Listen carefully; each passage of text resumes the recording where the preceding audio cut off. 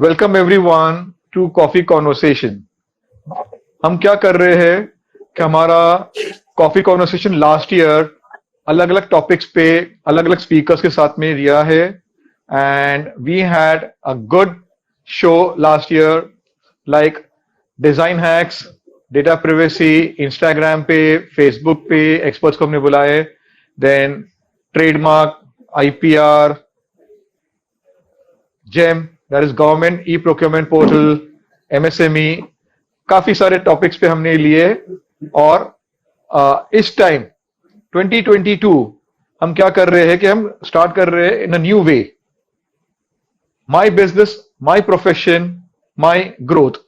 ये सीरीज हम स्टार्ट कर रहे हैं एंड हमारे साथ में जो आज है, ही is a multi personality speaker. उसके बारे में हम थोड़ा जानना चाहेंगे, पर उसके पहले ये कॉफी कॉन्वर्सेशन के हमारे सपोर्टर्स जो कौन है उसके बारे में थोड़ा बताना चाहूंगा। द कॉफी कॉन्वर्सेशन इज, ये हमारा कॉफी कॉन्वर्सेशन के, अब देखेंगे हम ये के से स्टार्ट कर रहे हैं, कॉफी नॉट विथ सी, उसमें हम एक थोड़ा नयापन लेके आ रहे हैं। So now this is brought to you by the Emerging India Forum, TEIF, जहां पे, और TEIF प्लेटफॉर्म क्या है कि जहां पे it is focusing on skill development and learning initiatives through coffee conversation, through workshops, through webinars, through master class. और हमारे दूसरे कम्युनिटी पार्टनर्स है इंडिया बिजनेस ग्रुप, IBG, जहां पे हम भी मेंबर है, और Lions club of Mumbai shining. So now हम हमारे स्पीकर के बारे में थोड़ा जानना चाहेंगे कि हमारे speaker is a multi personality. हमने मांगे एक स्पीकर, बट ये दो के बराबर है। एक का आप पे कर रहे हो और आपको दो मिल रहे हैं। He is like that. So यानी इनका experience is into marketing, plus ये एक जाने में हिंदी फिक्शन राइटर भी है। सो आज हम इनके साथ में गुफ्तगू करेंगे। सो आप जो कॉन्वर्सेशन हम सुनने जाएंगे, सो सेल्स एंड मार्केटिंग के बारे में, प्लस आपको एज एन ऑथर, जो ये नामचीन ऑथर भी है।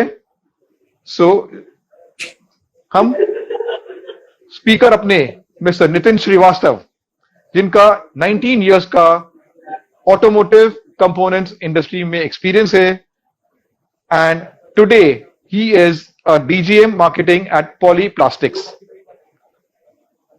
उन्होंने भारत सीट्स, मेनेटा और दूसरे नामचीन ऑटो कंपोनेंट कंपनीज में काम किए हैं, और he has been a speaker and expert on auto components में काफी सारे ट्रेनिंग्स भी किए हैं। प्लस इन्होंने अपने 2 पेपरबैक बुक्स भी निकाले हैं, और इनके 7 लाख रीडर्स ऑनलाइन है। So that is impressive. Plus अभी फिलहाल वो 5 ऑडियोज और एक शॉर्ट फिल्म पे काम कर रहे हैं। सो नाउ दिल थाम के बैठिए, we want to invite mister Nitin Srivastava to join us for coffee conversation. आज का जो सीरीज है, my business, my profession, my growth. So welcome Nitin ji. Thank you Ahmed ji. Mansoor, or so I want to add, this coffee conversation is of brought to you by 3 friends। थोड़ा मैं इनका background भी देता हूं कि एक, I am your host for the day, lion Aamir Virani here, founder at the emerging India forum. So हमारे दूसरे को होस्ट जो है मंसूर ठकराल, जो टेक्निकल इश्यूज की वजह से ज्वाइन कर रहे हैं और आगे है। सो he is also a cofounder at the emerging India forum. हमारे तीसरे मित्र है। So we are 3 friends together. जो third person is Ankita Jain, जो अनफॉर्चुनेटली ज्वाइन नहीं कर पाए हैं। She is also cofounder at the emerging India forum. So आज हम गुफ्तगू कर रहे हैं विथ मंसूर ठकराल, जो हमारे को होस्ट है, and with mister Nitin Srivastava. So now I welcome Mr. Mansoor Thakral, जो हमारे co-host है, to begin अपनी conversation हमारे coffee conversation style में. So welcome Mansoor and welcome Nitin. Thank you Amit To begin. Ji. Thank you, sir. तो welcome Nitin ji, कैसे हो आप? बढ़िया. Very good, very nice. All right sir, तो शुरू करते हैं फिर हमारा सिलसिला कॉफी कॉन्वर्सेशन का. ओके सर, Yeah, पहले please. Yeah. ओके चलिए सर, अभी फिलहाल आपके लिंक्डइन पे तो आपके पास 18 plus year sales and marketing का एक्सपीरियंस है सर. तो उस पे जरा कुछ नॉलेज शेयर कीजिए सर. एक्सपर्टीज क्या मिला है आपको 18 प्लस ईयर्स के अंदर? जैसे जैसे दिन बढ़ते हैं, जैसे जैसे साल बढ़ते हैं, every day you learn new. Still learning lots of things I have learned in those 18 years. I have gone through many kind of challenges, many experiences, worked with many kind of companies. ठीक है, automotive. So basically it's all about automotive. Just पूरा life automotive में ही बीता है अभी तक का. So automotive is a very big field actually. एक कार जब बनती है तो it has got about 3,000 products, and I have worked about around 700 products under me in those 18 years in a different companies. Once I was in electrical, so electrical switches and all. Then फिर seating, it's a very big commodity. So seating में काम किया. Then now I am working with decoratives. Whatever gives you a beauty to your car, it is my product. You see written as Swift, it is my product. Okay. You see S, it is my product. You see a line, a chamakti hui line on the back side, that is my product. Front grill is my product. So these are the products which I am dealing right now. So it's a great experience to deal with different commodities, different kind of products. Obviously learning है, experience है, time लगता है. But it is good to work with these companies where you learn a lot. Marketing is again a very big area to deal with. In our marketing, if I talk about the OEM marketing, which we call it in automotive, it is basically a different kind of setup. You have a customer who is a very giant, big. I have to deal with whom? Maruti, Honda, Hyundai, Toyota. आप car देखते हो, मैं इसके पीछे वाले लोगों से मिलता हूँ. So that kind of strategy works in the automotive industry. It's a different kind of marketing. हमें शायद door to door नहीं जाना पड़ता, but we have to deal with the people who are highly intellectual, highly experienced, and बड़े-बड़े profile से आते हैं. So we have to deal with them. All right.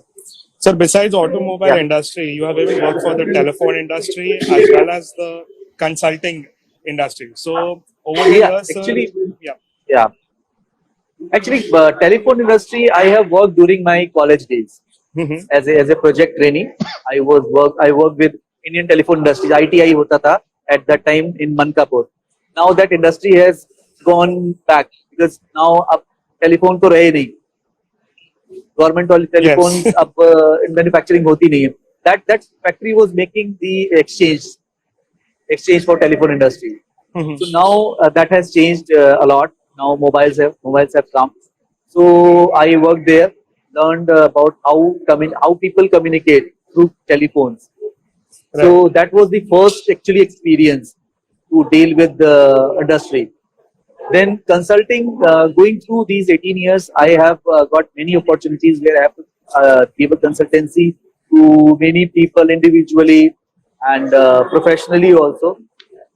So consulting is kind of a hobby job. Okay. So, but when you talk about consultancy, so like what kind of consulting have you provided to people? Yeah, actually, I give consultancy on the various aspects like the career. People ask me about the way they have to work on their career, marketing, mein, how to start, how to excel, how to get more experience, how to go about the higher education. So that kind of consulting. And again, in the component industry, sometimes people ask how to pitch into the particular OEM, how to pitch into the particular technology. So that kind of consulting projects I have taken so far. Okay. Okay, so currently you're working as a deputy general manager at Polyplastics Industries India Private Limited. Yeah. So what are your Yeah. roles and responsibilities, sir, at the current See, position you're holding? Yeah, at this position, I am heading the North India business. In our company, the business is divided into two parts. One is South India and one is the North India part. So I am heading the North India marketing. I take care of all marketing activities under me, like interacting with customers and doing the business acquisitions, preparing the costings. So I have a big team under me. There are about 27 people working under. So they work towards the various customers. We deal with many OEMs, North India like Maruti, Honda, Suzuki two-wheeler, Yamaha. So there are a lot of OEMs which we are dealing Okay. All right. So, according to your LinkedIn profile, again, I'm going to stress on that, sir, because you have made it very beautifully, and that's something like what we with. have. Thank you. Yeah. All right. So the most It's a years, sir, compliment. yes, sir. So most of the years, sir, you have worked with Bharat Seats Limited, and it's going to be Mandrika. So approximately Mindarika. approximately Yeah, 5 Mindarika. years. It has been. With Yeah. you. So what is your working experience been with these two companies, and how would you like to differentiate it? Uh, they are two poles, Mm-hmm. different apart. Experience is very different. Okay. But one point which is common is that they are best employers in automotive industry. Okay. Let me tell you, I always appraise these two companies. If you are working there, you are quite comfortable, secured, and appraised very well. Okay. Whatever you do, you get your appreciation on that. So these two companies are best so far because I have worked in 3, 4, 5 companies. So these two were best. Now I can say Polyplastic again coming to that level only. Now I have 3 companies which I can uh, take names as the best employer in automotive industry. Okay. So like now you as you work like you had worked with Bharat Seats Limited. It's a joint venture between Maruti, Suzuki, Reliant Group, and so on. So how has your experience been working with the giants in the industry, in the automobile industry? It's honor to work with them because you Okay. feel proud when you go in market and people respect you because you belong to such a good brand. So it's an honor. Obviously, working with the brand is always a proud and always a great moment when you deal with people. People give you respect, obviously, and you learn a lot. You learn Okay. a lot because these big companies have their system in place and they have got such a big exposure. Like in Bharat Seat, you are designing a seat, complete seat. It is not exactly a part. It is exactly a car. You Okay. are making a car with 3,000 products. I was making a seat with Okay. almost 500 products. So it is almost 1/4 of the car. And the important part is when you open a car, the first thing you see is the seat. Mm-hmm. So that's why it is an important product as well. All right. So in your previous, so you have previously worked with Menta Automotive Components for almost 2 years. So it's a Denmark-based company. So could you tell us a little bit more about this company that you worked in? Benetta is a different segment. Basically, they are into braking components, and they basically export. Majorly, they are exporters. And Mm-hmm. Benetta is one of the biggest company in Europe for braking components. They Okay. were they are I would say they are I think on the 3rd position in entire Europe and America as far as the presence is concerned. And obviously, working with that big company is again a different experience. Working with multinational, that too of a top level in Okay. automotive. Majorly, I was handling the Indian business. I was not much involved in the export business, but export is huge and Okay. it is a good exposure. You understand a lot. Because global designs, global customers, they teach you very much. Okay. So personally asking you, would you like how like you would say is like working in an Indian company better or working in a Denmark company better? What would be your take Difficult on question. Difficult question. it? Okay. Why, sir? Because Yeah. what happens is there are they have their own benefits. Okay. Working in multinationals, you are bound in a very small cabin. Okay. In multinationals, you do not have a liberty to work in interdisciplinary role. Mm-hmm. You are working in marketing. Even in the marketing, you are working in a domestic customer segment. Even domestic customer segment also, you are working with one specific customer. You cannot go beyond that. Okay. And sometimes happens in multinationals, you work there about 15 years, 20 years, and then you are doing same kind of job for 15, 20 years. Obviously, they have good packages to offer. They have good exposure to give you. But my idea is why I left Mineta was the single reason. You were very confined to a particular role. Mm-hmm. Whereas when you work in an Indian company, like my first company where I started as production engineer. Okay. I was working on line where pressure die casting machines are installed. So I have to take readings of machine, make reports and submit to production head. So started from there. But in the same company, I worked in three different roles: in production, in planning, and in sales. So it was Okay. possible only in an Indian company where I could shift from production to marketing. Otherwise, it would not have possible in any of the company. So this is possible in Indian company. Okay. That's the So you're difference. okay. So you're like Indian. So it basically means like India companies are the best, right? I feel so. Right. So okay. Moving on forward. So now we all know, like when you now comparatively, so when we have done all the research, we know that you have handled more than 500 million worth of like transactions. So how do you handle the transactions when it with such multinational companies?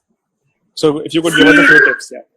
yeah, it's basically the size of the company basically gives you more strength, more decision making, obviously responsibilities, because Mm-hmm.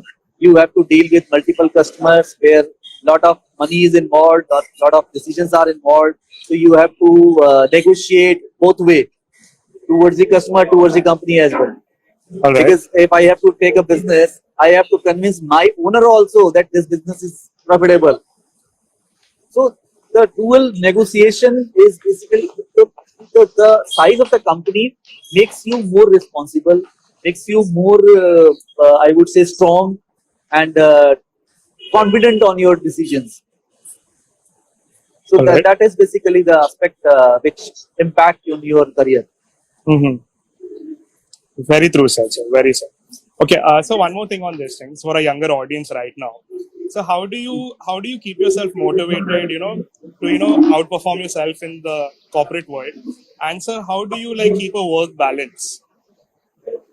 See, engage and outperform. Mm-hmm. Uh, it's a compliment, obviously. Yes, I try to do that because I feel there is always a better me, and I keep trying to find out where he is. Perfection is nowhere achieved. It's only a theory. It's all satisfaction. Okay, when you are able to satisfy your customer, when you're able to satisfy your family, your acquaintance, whosoever is dealing with you, if you are able to satisfy, you are perfect. But Fair enough, perfection sir. is again a different criteria opens. Once you are achieved to perfection, there is again a next level target is available. So that kind of thinking I keep with me. Like it is never completed. Mm-hmm. As for me, even if you are satisfied with me, I am not satisfied. So till So the time I am not satisfied, I keep on working to achieve that overperform, which you say. It is for you maybe overperform, but for me, I am still struggling to satisfy myself. no, fair enough, sir. It's at the end of the day, it's a battle with myself only. That's what we always have. Yes, correct. We have to go on through that. No, nice, I understand.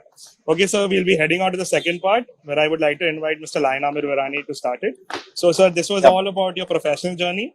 Now, everybody would love to know about your personal life and as we all know, you're a writer, sir. So, surely people are very excited to see what is the writing and everything about. Over to you, Mr. Hans. So, so let's begin. Yes, sir. Nitin ji, आप Sir. Professional life के बारे में जान लिए कि आपका 18 plus experience हो गया। थोड़ा पर्सनल लाइफ के बारे में हमारे आज के ऑडियंस और हम भी सब जन जानना चाहेंगे कि आपकी पर्सनल लाइफ क्या है, कैसे है।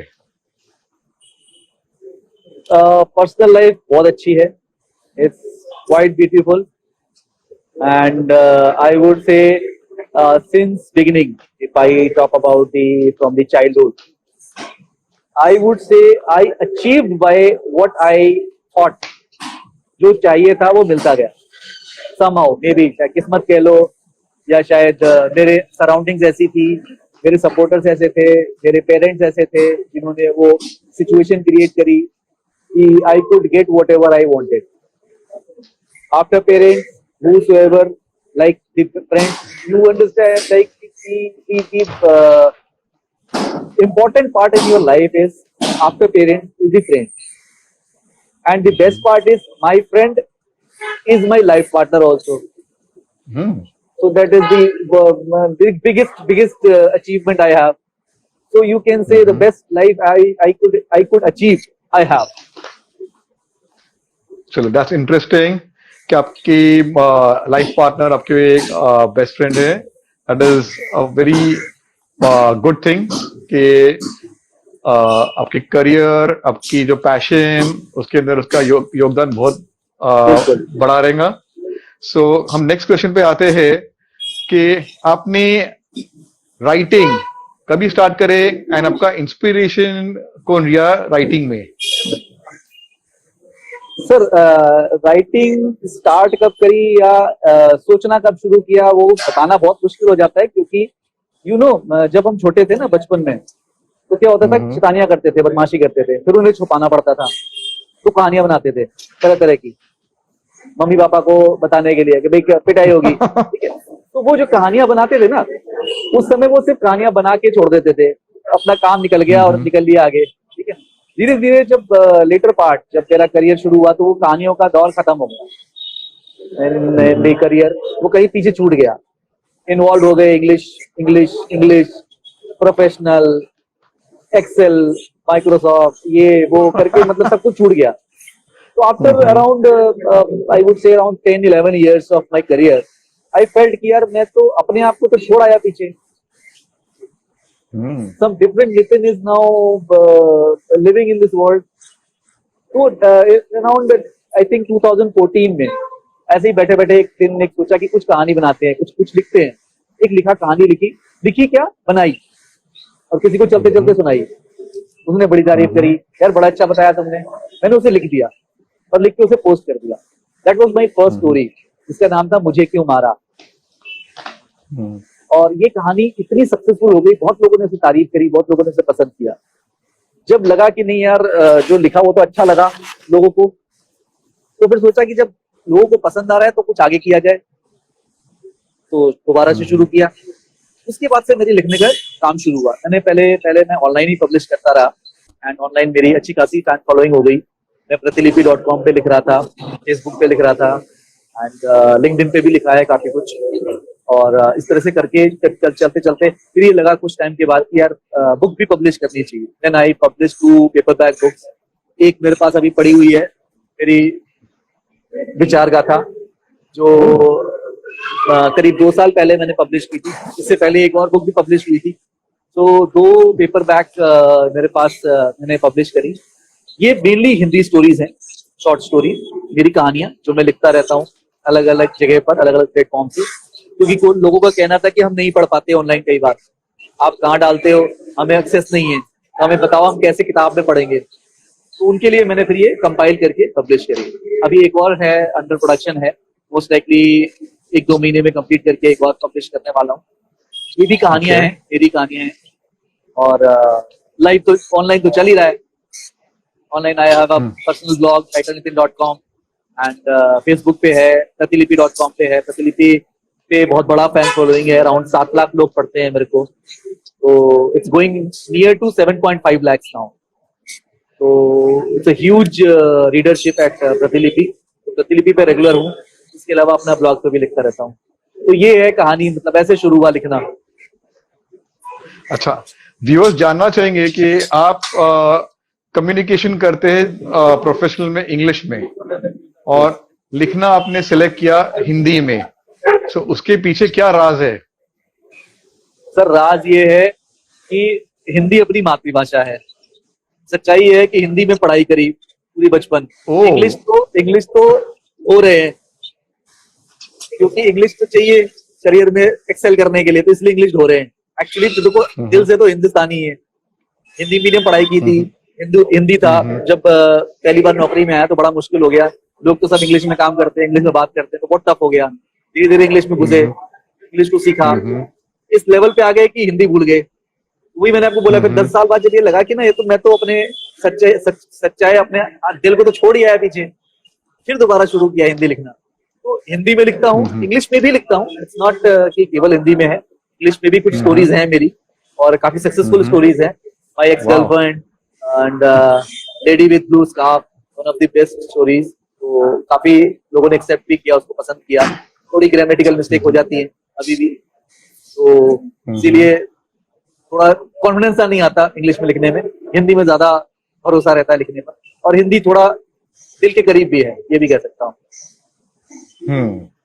या हिंदी दिल के करीब है, और अपने यहाँ पे हिंदी के राइटर्स इज वेरी लिमिटेड, ये ट्राइब है, और इसके अंदर आपका योगदान तो बहुत ही माशाल्लाह। और प्लस आप अभी मालूम पड़ा कि आप इंग्लिश में भी है, ये is a new insights and story for our ये listeners viewers आज के लिए।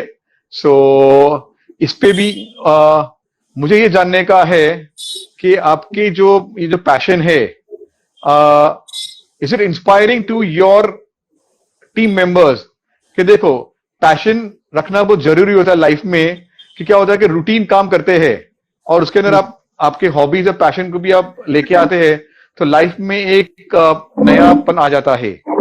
So how is the experience with आपके टीम मेंबर्स के साथ में, कि हमारे सीनियर या हमारे बॉस जो एक पैशन मेंटेन कर रहे हैं in spite of his busy schedule as a author, writer and बाकी दूसरी सब चीजों भी रहेंगी।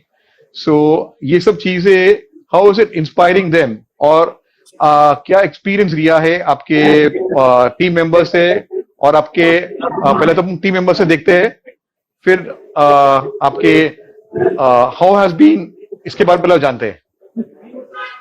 टीममेट की अगर बात करूं तो टीममेट्स ने बहुत इंस्पायर भी किया है, कई बार अप्रिशिएट किया है कि आप लिखते हो सर, हमें भी बताओ। कभी कभी बेचारे परेशान भी हो जाते हैं, क्योंकि जब जो आदमी कहानी लिखता है वो सुनाता भी बहुत है। तो for every instance I have a story. तो क्या होता है, कभी कुछ घटना घटी और मैं उसमें कहानी सुना देता हूँ, तो उससे भी बेचारे परेशान हो जाते हैं। But obviously I have got a very very nice support from my colleagues, my companions, teammates, even my seniors. मेरे भारत सीट के, मुझे लगता है कि भारत सीट में अगर 500 लोग हैं तो 300 लोग तो मेरे को पढ़ते थे, आज भी पढ़ते हैं, till top level. Everybody was appreciating, सभी ने बहुत सपोर्ट किया हमेशा कि छोड़ना मत, लिखते रहना, कुछ भी हो जाए।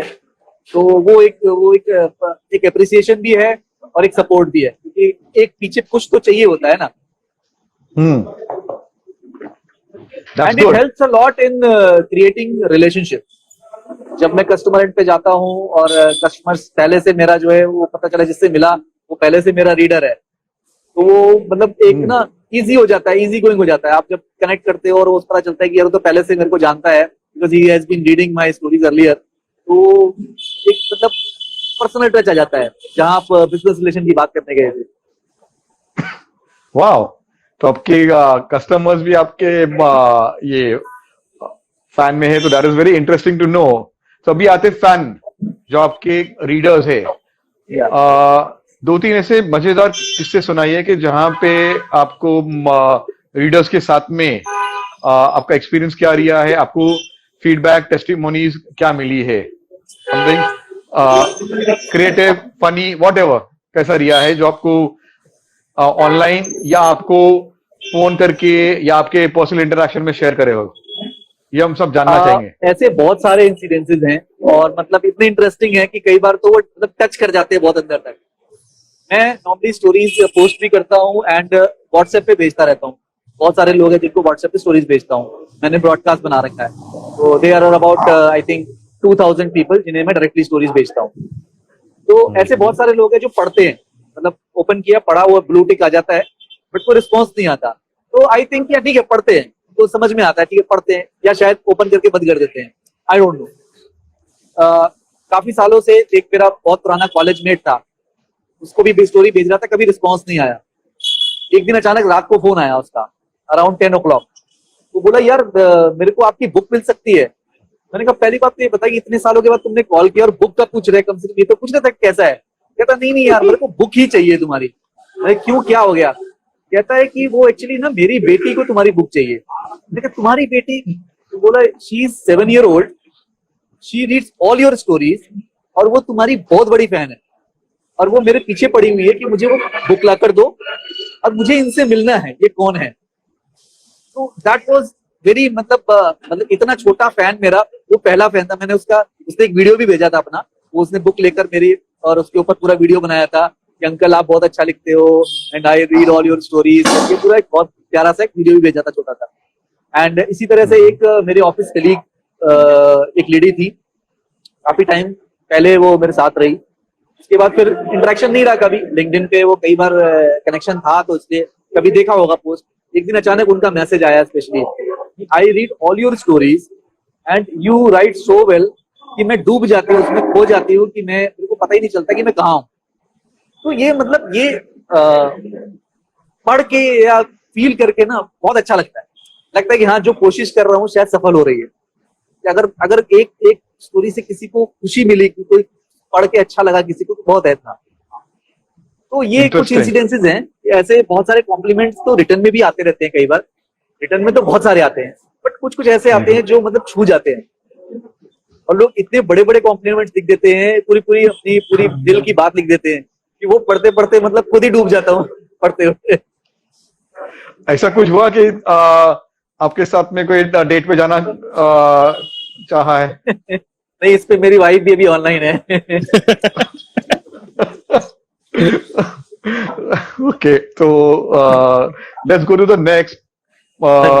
ये तो आपका पैशन हो गया, आपके कोई दूसरे हॉबीज जो शेयर करना चाहेंगे? बिसाइड्स राइटिंग आपके पास दूसरे हॉबीज भी रह गए? हॉबी तो सिंस देखो सर सही बताऊं तो पढ़ना और लिखना ही हॉबी रही बचपन से। मार खाया मैं कई बार पढ़ने के लिए, क्योंकि पढ़ाई नहीं करता था लेकिन पढ़ता था। स्कूल की पढ़ाई नहीं करता था और मैगजीन पढ़ रहा हूँ, न्यूज़पेपर पढ़ रहा हूँ, कहीं पर कोई कागज, सड़क पे चल रहा हूँ तो एक कागज पड़ा हुआ मिल गया, उसको उठा के पढ़ने लगा और भूल गया कि सारी पब्लिक आगे चलेगी और मैं वहीं खड़ा हूँ, फैमिली पूरी गायब। तो कई बार इस बात के लिए मार भी खाया हूँ, अरे भैया पढ़ाई के टाइम पे कर लो। तो एक पैशन था बचपन से ही पढ़ने का, आज भी है। कहीं कुछ लिखा दिखता है तो वो दिल नहीं मानता कि इसको छोड़ दूं, पढ़ता जरूर चाहे वो कुछ भी हो। ठीक है, तो ये तो एक मतलब एक ये शौक तो है ही है। और लिखने का तो ये है कि लिखते अब तो हो गया है कि अब कुछ भी खाली टाइम मिला तो कुछ तो लिख दिया। कई बार ड्राइव करता रहता हूँ, पहले मैं ड्राइव करता था सोनीपत से Gurgaon, it was about morning में 1.5 hours और इवनिंग में 2.5 hours की ड्राइव होती थी। तो मैं कई बार ड्राइव करते करते भी लिखा है मैंने एक पूरी कहानी लिखी है ड्राइव करते करते। वो कहानी मेरी थी वो हिजड़ा नाम से। दैट वाज ऑब्वियसली मेरी ज्यादातर कहानियां रियलिस्टिक फिक्शन पे है, ज्यादातर जो आसपास के इवेंट्स हैं उन इवेंट्स पे ऊपर ही होती है। तो वो कहानी मैंने लिखी थी उस टाइम पर जब मैं ड्राइव करता था डेली, और मेरे को एक बंदा मिलता था सिग्नल पे जो किन्नर था, उसके ऊपर वो उसको देखते देखते वो कहानी लिखी थी मैंने ड्राइव करते हुए। तो ऐसे बहुत सारे मतलब आई वुड से कि मतलब बेस्ट जो है हॉबी है या पैशन है या जो भी कह लो वो लिखना ही है। वाओ, दैट्स तो आपके पास इंस्पिरेशन के सोर्सेस तो बहुत मिलते ही हैं। बहुत सारे हैं। आप भी हो, आपके ऊपर भी एक कहानी लिख दूंगा। ओके, तो ये आपका प्रॉमिस? हाँ जी सर, बिल्कुल यहाँ पे ले रहे हैं कि आप हमारे लिए लिख रहे हैं। तो thank you very much sir. Thank you sir. या नेक्स्ट क्वेश्चन हम ये पूछना चाहेंगे नितिन जी कि आपका रोल मॉडल कौन रहा है लाइफ में? देखो सर, जो ये मकाम सच्चाई तक आप पहुंचे बताऊं, हो? सच्चाई बताऊं तो रोल मॉडल आइडेंटिफाई कर पाना थोड़ा मुश्किल है, बिकॉज मैंने हमेशा से अगर किसी को फॉलो किया तो अपने पेरेंट्स को ही मेजरली फॉलो किया, सच्चाई वाओ, बताऊं। एंड अगर उसके बाद मतलब कहूँ तो मेरी फैमिली, मेरी अपनी फैमिली, लाइक मेरी वाइफ और भाई बहन, वो ही रोल मॉडल है मेरे, सच्चाई बताओ तो। और फिर उसके बाद मैं इंटरेस्टिंग। अपना खुद हूँ। मुझे लगता है कि जो सामने में दिख रहा है मिरर में, he should be better than me, तो वो दोनों के बीच की फाइट हो जाती है कि वो बेटर कि मैं। हम्म। तो रोल मॉडल मैं कभी बना नहीं पाया किसी को, कभी ये सोच ही नहीं ओके, पाया कि ये बनना है, लगा मैं ही बनना है। दैट्स इंटरेस्टिंग कि दिस न्यू एनालॉजी आपने दी है कि मेरे आपको ही मैंने रोल मॉडल बनाया और मिरर में देख के मैं देख रहा हूँ कि कौन better. That's very correct. New insight ये कॉन्वर्सेशन में हमें मिला है। सो हम आगे बढ़ते हैं हमारे कॉन्वर्सेशन में कि आप एक ऑथर है, तो हमारे व्यूअर्स को और लिसनर्स को क्या बताएंगे कि एक ऑथर के लिए क्या क्या एफर्ट्स करने पड़ते हैं, क्या पॉइंट्स पे उसको फोकस करना पड़ता है, या आपकी ये विचारधारा क्या रहेंगी और आया सजेशंस?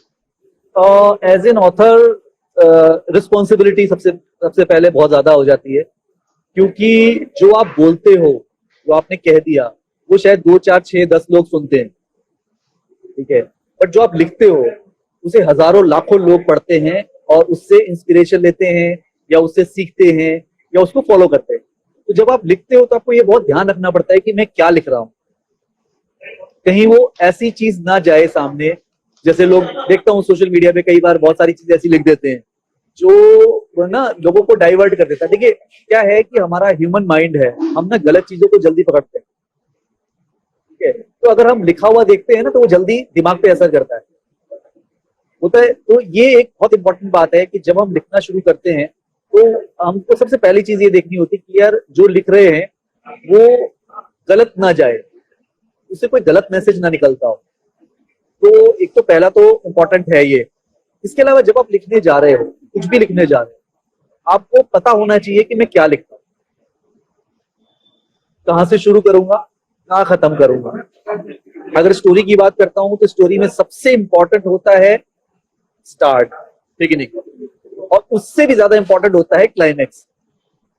बहुत सारी कहानियां आप देखोगे, फिल्में देखोगे, उनमें पूरी फिल्म बहुत अच्छी होती है, कहानी बहुत अच्छी चल रही होती है, एंड में जाके जब वो क्लाइमेक्स आता है ना तो आपको बड़ा अफसोस होता है कि यार ये तो बिल्कुल ही खराब कर दिया काम। तो क्लाइमेक्स लिखना इज एन आर्ट। तो अच्छा राइटर वो है जो अच्छा क्लाइमेक्स लिख सकता है। इंटरेस्टिंग। तो ये इंपॉर्टेंट बात है एज एन ऑथर कि जब आप लिख रहे हो तो सोचकर लिखो कि आप क्या लिख रहे हो, और सब्जेक्ट क्लियर होना चाहिए। थोड़ी स्टडी करें तो बेटर है। जो नॉर्मली मैंने देखा है जो लोग लिखते हैं वो वही लोग होते हैं जो पढ़ते हैं। अगर आप पढ़ते हो तो आपको लिखना आसान है, क्योंकि आप पढ़ते हो तो बहुत सारी चीजें दिमाग में रहती हैं, बहुत सारी बातें पता चलती हैं। तो इसलिए इट्स बेटर टू रीड। मैं कहूंगा लिखने से पहले पढ़ना जरूरी है, पढ़िए। इंटरेस्टिंग। आप हम आपके दूसरे प्रोफेशनल लाइफ के बारे में यहाँ पे मैं हमारे व्यूअर्स के लिए सेल्स एंड मार्केटिंग का आपका जो करियर रहा है इतना बढ़िया, उसके लिए हमारे व्यूअर्स को जो ये करियर में आना चाह रहे हैं उसके लिए क्या एडवाइस देंगे और क्या अपॉर्चुनिटीज होता है सेल्स एंड मार्केटिंग में? सर सेल्स एंड मार्केटिंग में देखो सर, अपॉर्चुनिटीज तो बहुत है, फ्रैंकली स्पीकिंग। ये ऐसा फील्ड है, ग्लैमरस फील्ड है। ज्यादातर देखा है लोगों को जो है इंटरेस्ट होता है मार्केटिंग में जाने का। मार्केटिंग ग्लैमरस फील्ड है, नो डाउट। आपको घूमने को मिलता है, हर रोज नए लोगों से मिलने को मिलता है, आप तरह तरह की प्रेजेंटेशन पे काम करते हो, सीखते हो। तो it's a glamorous field, but again it's a very tough field, क्योंकि स्ट्रगल बहुत होता है। ये जो आज हमारे को देख रहे हैं सजे धजे कोट टाई में बैठे हैं, ये पहुंचने के लिए बहुत रगड़ना पड़ता है, लोगों के पीछे भागना पड़ता है। मार्केटिंग की जो शुरुआती 5 साल होते हैं वो बहुत टफ होते हैं। आपको वो बातें सुननी पड़ती है जो सुनकर आपको ये लगता है कि अब तो घर से बाहर नहीं निकलूंगा। तो ये सच्चाई है। क्योंकि मैंने फेस किया है वो। आप जब जाते हो और कस्टमर ये कहता है कि मुंह उठा के आ गए, तो आपको बड़ा बुरा लगता है।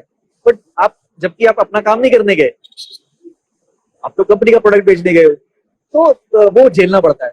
फिर आपको उस लेवल पे पहुंचना पड़ता है जब सामने वाला कस्टमर आपको पलट के बोल नहीं पाता, जब आप उसके सामने भारी पड़ते हो। वो भारी पड़ने के लिए सीखना पड़ता है, मेहनत करनी पड़ती है। और ऐसा नहीं है, रॉकेट साइंस कुछ भी नहीं है। सिर्फ ये है कि आपको आपका ऑब्जेक्टिव क्लियर होना चाहिए। इंपॉर्टेंट है कि जब आप कहीं जा रहे हो, कुछ प्रेजेंटेशन करने जा रहे हो, कोई डॉक्यूमेंट बना रहे हो, पेपर सबमिट कर रहे हो, ऑब्जेक्टिव शुड बी क्लियर। सबसे इंपॉर्टेंट है ऑब्जेक्टिव। अगर आपका ऑब्जेक्टिव क्लियर है तो आपको तैयारी करने में टाइम नहीं लगता, बाकी चीजें तैयार हो जाती है। मैं ज्यादातर देखता हूँ कि ऑब्जेक्टिव लोगों का मिसिंग होता है, इंटेंशनली नहीं, क्योंकि उनको पता नहीं है। मैं अपने टीममेट को हमेशा सिखाया कि भाई तुम अंदर क्या लिख रहे हो मैटर में, that is less important, most important is objective. Objective क्या है? तो ये एक इम्पॉर्टेंट चीज है जो मार्केटिंग वाले के लिए बहुत इंपॉर्टेंट हो जाती है, क्योंकि you are facing the people who look at you as a company. You are not, I am not Nitin Shrivastava, I am polyplastic. Interesting, that is a very good. आपने एक इंसाइट दी है कि ऑब्जेक्टिव हर चीज का होना चाहिए लाइफ में, करियर में, किधर भी। एंड रिजल्ट क्या है? एंड रिजल्ट क्या चाहते हो? क्या चाहते हो? तो हमारा एक एक सवाल रहेगा, विच इज अ गूगली आपके लिए, जो आपको ज्यादा समय हम नहीं देंगे। One word to describe Nitin Srivastava. One word या वन लाइन ले लो, चलो।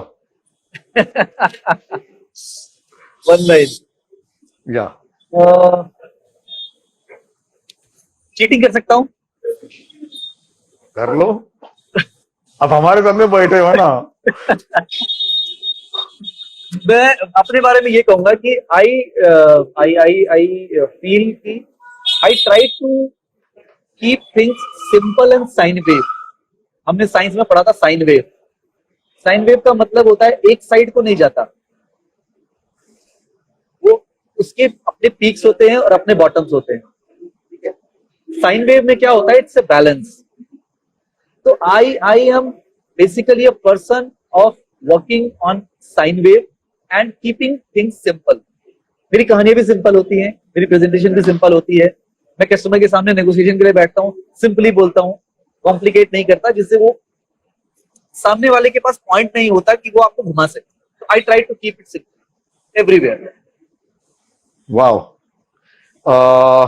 सर आपके साथ में और भी गुफ्तगू करने का इतना वो it's a very enjoy moment अपना हो रहा है, because I remember the days कि जब आपके साथ में ये अपना राइटर्स फोरम था and I come to Delhi, और आपके साथ में आपने मुझे दिल्ली घुमाए, और जो गाड़ी में कॉन्वर्सेशन हमारे हुए, कनॉट प्लेस में गए।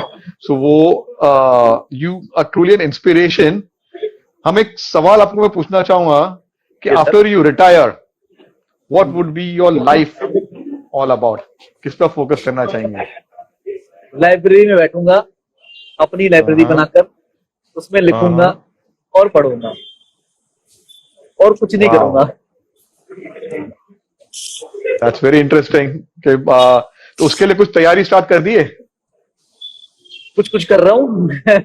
बाकी अभी तो टाइम है, लगता है थोड़ा टाइम काम कर लूंगा अभी तो।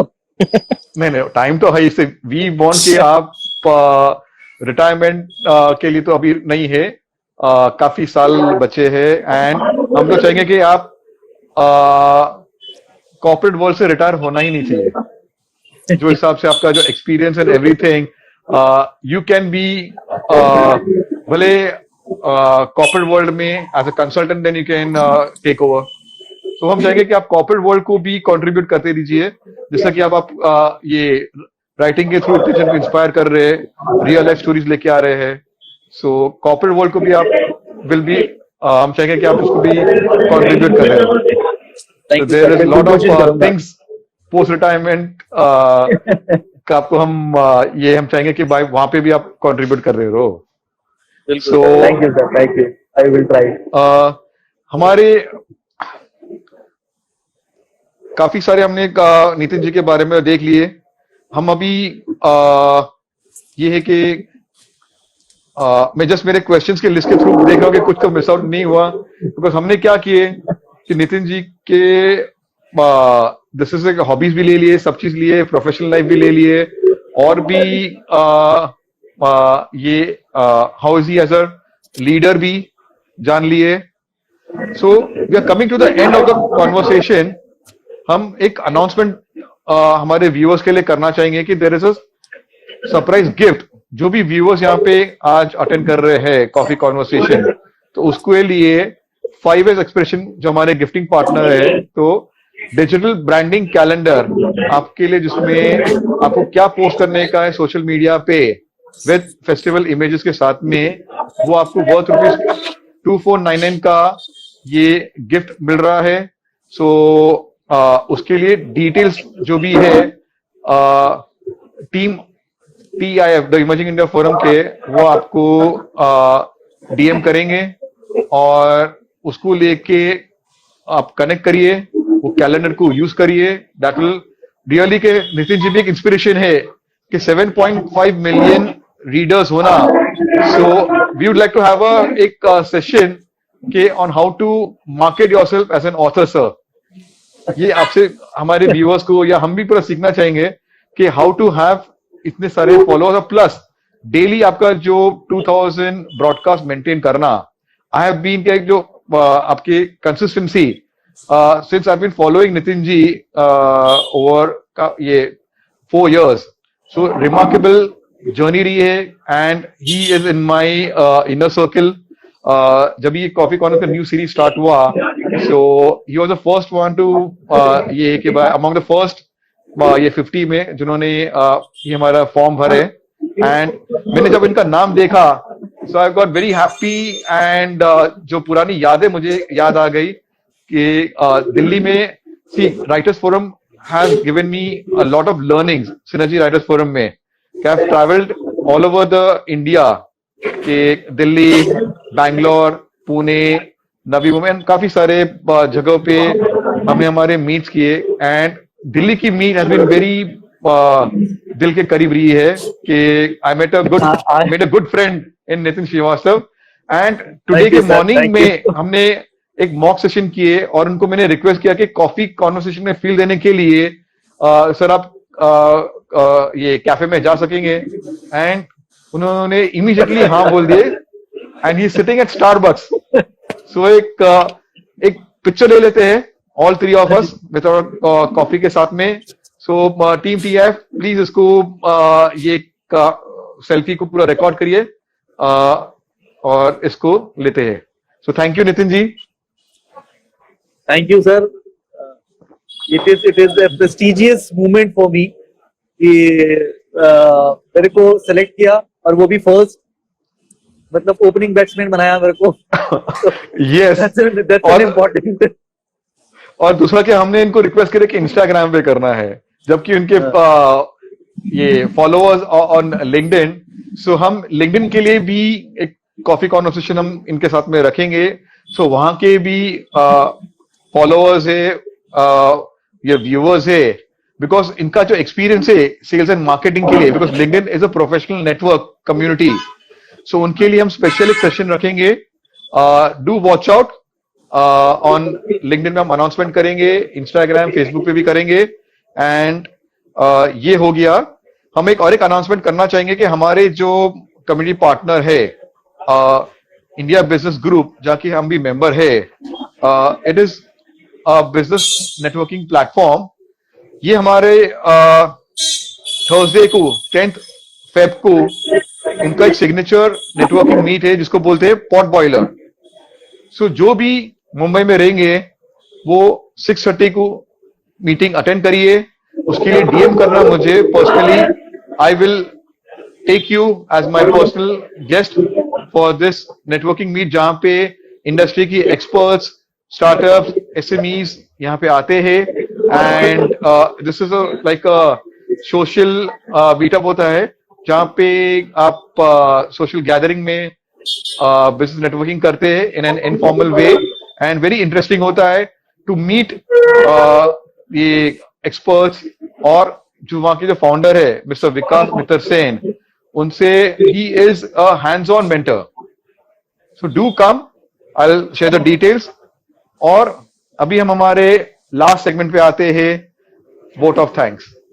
So I'd like to thank all the viewers, participants जिन्होंने टाइम लिए हैं और फ्राइडे इवनिंग जो एक कॉन्सेप्ट होता है TGIF, thank God it's Friday because अपनी शुरुआत होती है वीकेंड के लिए सो पार्टी शुरू होती है सो आपने टाइम निकाले ये पार्टी में काफी आने के लिए थैंक यू कहना चाहूंगा बहुत सारे लोगों ने आज मेरी वजह से इंस्टाग्राम इंस्टॉल किया है और इंस्टाग्राम पे लाइव हुए हैं पर्सनली लोगों के फोन्स आए मेरे को मैसेजेस आए कि मुझे इंस्टाग्राम इंस्टॉल करना पड़ेगा कैसे करें तो इट्स प्राउड मूवमेंट कि लोगों को एक्साइटमेंट है मेरे को देखने का इससे बड़ी बात और क्या हो सकती है सो ये हम उनके लिए शुक्रिया करना ये चाहेंगे आपकी वजह से है ये आपकी वजह से है सो ये आपका फैन फॉलोइंग यहाँ पे भी बढ़ जाएगा बिकॉज जो आपकी जो स्माइल इज वेरी क्या बोलते हैं एक कनेक्ट लेके आता है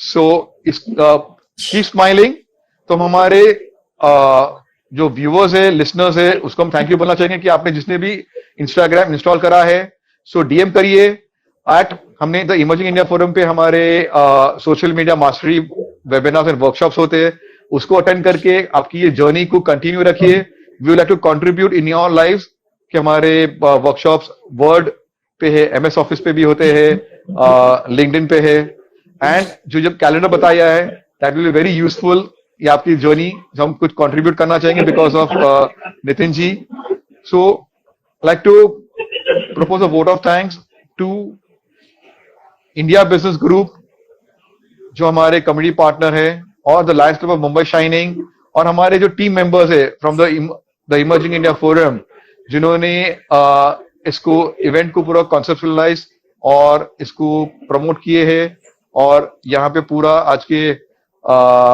इनका video everything is we have brought in a new concept कि गिफ्टिंग पार्टनर को लेके आना प्लस इनका एक वीडियो भी हमने करा है बिकॉज नितिन जी ने बोले कि आई एम कैमरा ये कॉन्शियस एंड बट उन्होंने बोले कि यस मैं एक वीडियो रिकॉर्ड कर लेता हूँ so it is been a new things for everyone हम लोग ने भी ये गिफ्टिंग को भी किस तरह से पहुंचाना है बिकॉज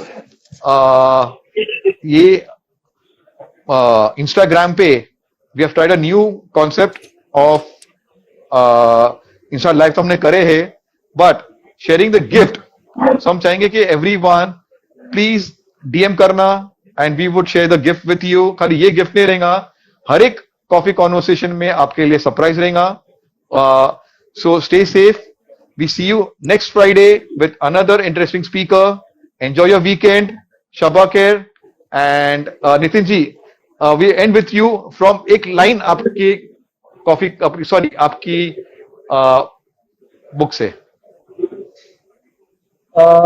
बुक से yes बुक से तो ऐसी कोई लाइन याद नहीं आती बट हाँ ये है कि बुक्स में मेरे जो इम्पोर्टेंट बात है वो ये है मेरे हर एक बुक में एक मैसेज है मेरी हर एक कहानी में एक मैसेज है मेरी हर कहानी किसी न किसी मैसेज के साथ खत्म होती है वो कहानी कैसी भी हो ह्यूमर हो सेंसिटिव हो हॉरर हो बट वो खत्म एक मैसेज से होती है लाइक एक कहानी है वो कौन थी हॉरर है विद ह्यूमर कॉमेडी कहानी है लोगों को पहले डर लगता है फिर हंसी आती है उसमें एक मैसेज है मैसेज ये है कि जो जिन लोगों को आप फील तो कर सकते हो बट आपको लगता है वो आपको फील नहीं कर सकते उनकी फीलिंग को समझो लाइक योर कार